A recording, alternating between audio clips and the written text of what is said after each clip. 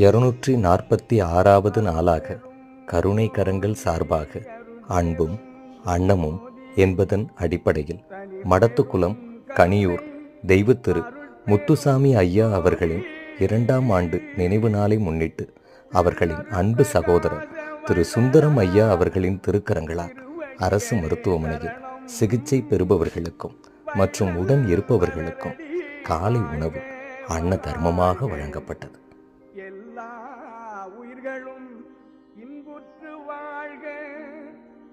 அருட்பெரும் ஜோதி அருட்பெரும் ஜோதி தனி பெரும் கருணை அருட்பெரும் ஜோதி